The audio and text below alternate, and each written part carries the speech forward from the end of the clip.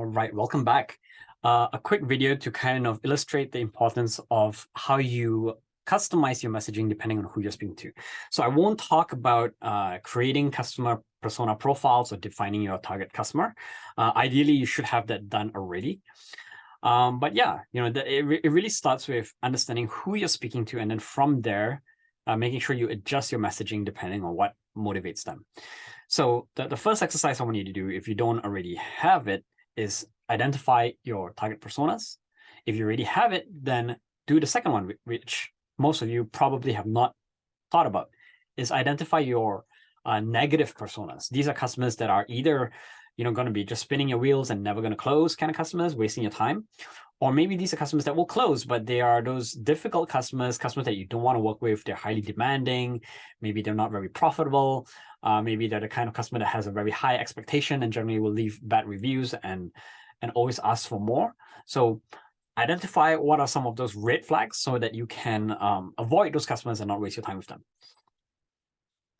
The next thing I want to talk about is this thing called the marketing metrics. Although the term is marketing matrix, it also applies to sales as well. So the framework and how it looks like is generally for every customer persona that you have, you want to make sure that you're describing or speaking to their problems in the way that they describe it, in a way that is addressing their personal motivation. And the same applies to the hook or the call to action. So here's an example. Let's say if you're a marketing agency, right, and you help people with pay-per-click marketing. If you're speaking to a marketing manager, the problem for the marketing manager or the business owner is the same. It's they need more leads.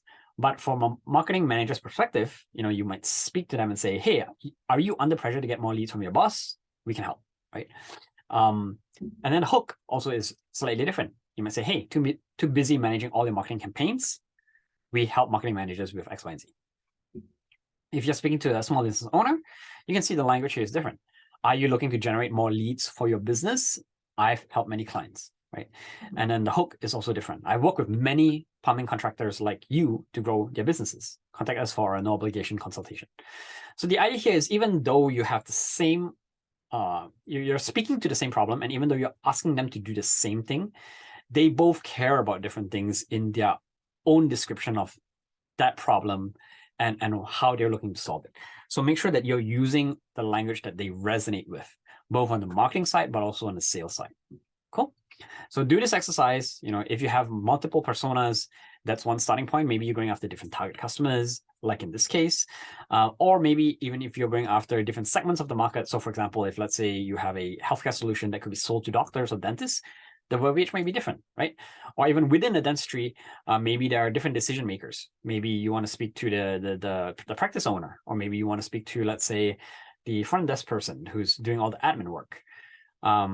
So consider, like, are there different decision makers? Maybe they need to be spoken to in a different tone of voice, different language, maybe a different target segments. Maybe language may even adjust depending on region as well and culture. So take that into consideration as you think about how you will communicate with them.